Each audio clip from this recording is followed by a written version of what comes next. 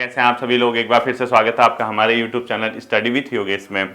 Finally जिस विज्ञापन का आपको क्या बहुत सारा एक ऐसा मास जो नया है बच्चों, ठीक है, जो हाल फिलहाल के दिनों में 12वीं पास किया हुआ है, जिसको एक लंबे अरसे से कनिष्ठ सहायक के विज्ञापन का इंतजार था, वो कल अधीनस्थ सेवा चयन आयोग ने आपका विज्ञापन प्रकाशित कर दिया। चूंकि उसकी तिथि, एग्जाम की तिथि आपको पहले से ही पता थी कि 19 जनवरी को कनिष्ठ सहायक का एग्जाम होना है और इस चीज का एक वेट कि कब आएगा, ठीक है। अभी इसके बाद पुलिस कांस्टेबल का निकलना है, फॉरेस्ट गार्ड का निकलना है, शिशुपाल का निकलना है, स्नातक स्तरीय भर्ती निकलनी है, तो बच्चों मौके पर्याप्त हैं। अब ये डिपेंड आप पे करता है कि आप उस मौकों को कैसे भुनाते हो, कितना आप मेहनत करते हो, किस तरीके से आप अपनी चीज़ों को आगे लेके जाते हो और किस तरीके से आप उसमें सिलेक्शन पाते हो। क्योंकि आज के टाइम पे मैं खुद इस चीज़ को रियलाइज़ करता हूँ, इसी चैनल पे मैं देखता हूँ कई बच्चे ऐसे हैं जो पहले से तैयारी करते थे और निकल चुके हैं बच्चों। आप वो कहीं कोई बीपीडीओ है, कोई पटवारी है, कोई पुलिस कांस्टेबल में है, इसके अलावा कोई लोअर पीसीएस निकाला, किसी ने अपर पीसीएस फाइनल सिलेक्शन लिया, तो तमाम प्रकार के जो मास थे आज से 1-2-2.5 साल पहले, वो अपनी अपनी जगह शासकीय सेवाओं में आ चुके हैं। चाहे जेई का पद हो, एई का पद हो, तो वो अपनी स्टार्ट कर चुके हैं जर्नी, ठीक है।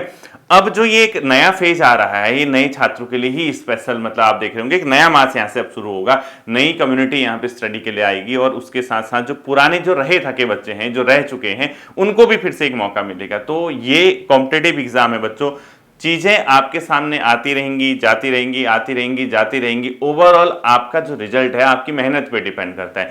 तो मैंने आपसे पहले कह दिया कि लग जाइए फिर से इस बार, पुनः एक मौका आपके सामने आया है, आपके सामने लगातार एग्जाम यहाँ पे होने वाले हैं, तो आप उन मौकों को कैसे भुनाते हैं बच्चों। एक बहुत ही मतलब एक गुड न्यूज अपने आप में कहोगे, तैयारी करने वाले बच्चों के लिए ऐसा मौका बार बार नहीं मिलता बच्चों। मैं खुद रियलाइज करता हूँ, इतने साल आपने देखे होंगे बहुत यहाँ पे विज्ञापन विज्ञापन विज्ञापन होता था, लेकिन पिछले कुछ समय से आप देख रहे होंगे एक मौका मिल रहा है, यानी हमारे लिए एक चांस जनरेट हो रहा है और उस चांस को कैसे हम कन्वर्ट करते हैं अपनी सफलता पे, ये सब आपके पास आपके हाथ पे डिपेंड है, ठीक है।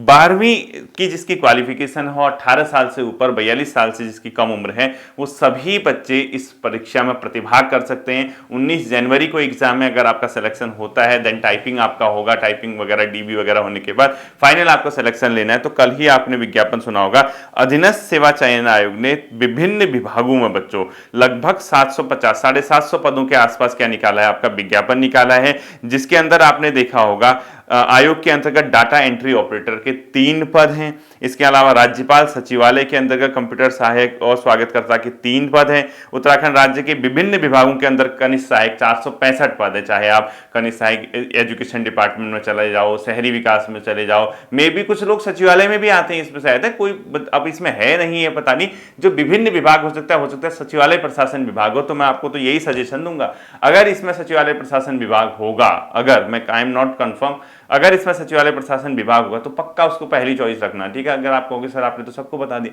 मेरा काम तो बताना है, मैं जो पहली चॉइस है जिसके मार्क्स टॉप के होंगे वही तो निकलेगा ना, तो वो क्यों, उसमें आपके बहुत एडवांटेज हैं, बाद में बताऊंगा आपको।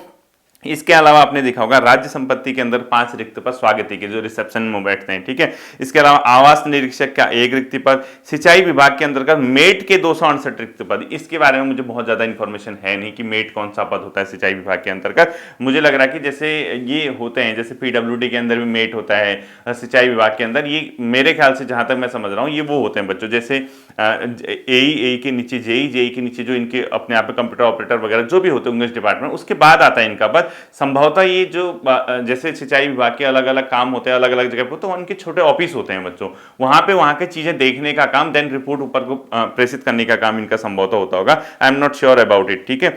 और इसके अलावा आपने देखा होगा कार्य पर्यवेक्षक के 6 रिक्त पदों पर, अर्थात कुल 751 रिक्त पदों पर सीधी भर्ती हेतु आयोग ने कल विज्ञापन प्रकाशित कर दिया है, जिसको फॉर्म फिल करने की तिथि यानी 11/10/2024 से आप आवेदन कर सकते हैं, यानी 11 अक्टूबर से आप आवेदन कर सकते हैं।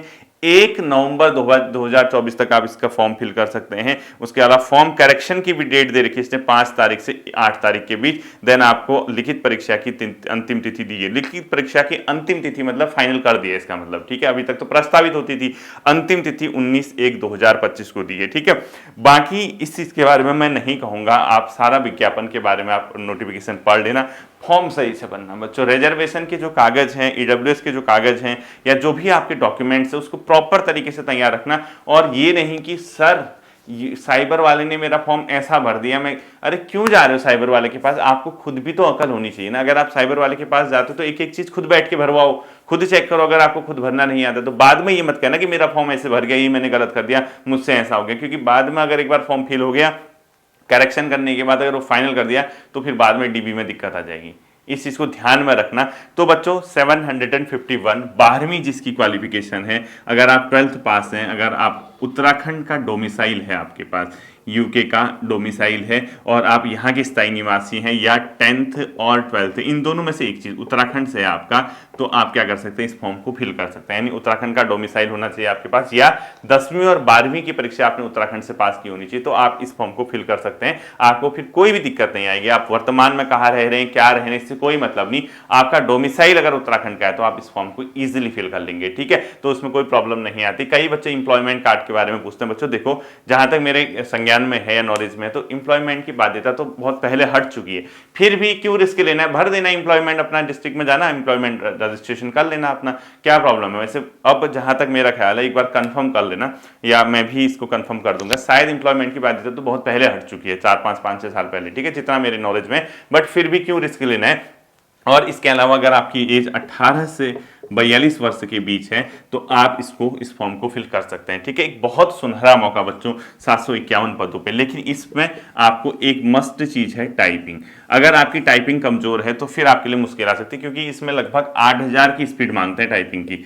चेक कर लेना, मुझे जहां तक पता है कि 8000 की वर्ड्स इसमें मांगते हैं, जो आपने देखा होगा कनिशा है, क्योंकि ये ऑपरेटर का काम है। कंप्यूटर में टाइपिंग का ही इसमें बेसिकली जो तमाम प्रकार के विभाग होंगे वहां पे आपको कंप्यूटर टाइपिंग में स्पीड अच्छी खासी चाहिए होगी। देन आप इसमें क्या कर सकते हो बच्चों, आगे बढ़ सकते हो। अदरवाइज अगर आपकी टाइपिंग की स्पीड कम है तो आपको कहीं ना कहीं प्रॉब्लम क्रिएट हो सकती है आफ्टर एग्जाम, ठीक है। और मैं जहां तक समझता हूं, क्योंकि अगर आप अभी से टाइपिंग, क्योंकि 19 को आपका एग्जाम है, 19 जनवरी को, अभी अगर आप टाइपिंग साथ साथ आधा घंटा 1 घंटा करते हैं, देन उसके बाद आप 19 जनवरी तक परीक्षा की तैयारी करते हैं, उसके बाद आपका क्या होगा, 1-2 ढाई महीने 1.5 महीने में जब भी रिजल्ट आएगा उसके बाद आपकी टाइपिंग होती है। यानी टाइपिंग के लिए पहले बुलाएंगे आपको, तो कहीं ना कहीं आप मान के चलिए आने वाले मार्च अप्रैल तक इतने बच्चे फिर से शासकीय सेवा में आ जाएंगे। यानी आ तो रहे हैं यार, मानो ना मानो, इतने बच्चे फिर शासकीय सेवाओं में आ जाएंगे। इसके अलावा इतने बच्चे पुलिस कांस्टेबल में आ जाएंगे, लगभग 750 के आसपास फॉरेस्ट गार्ड में आ जाएंगे। इसके अलावा तो कहीं ना कहीं है बच्चों, चांस है, और इस चांस को कन्वर्ट सिर्फ आप कर सकते हो, आप अपनी मेहनत के बदौलत। अगर आप फिर भी सोए हुए हो, फिर भी आपको कुछ समझ नहीं आ रहा कि क्या करें क्या ना करें, फिर आपके लिए कहीं ना कहीं तकलीफ उत्पन्न हो सकती है बच्चों।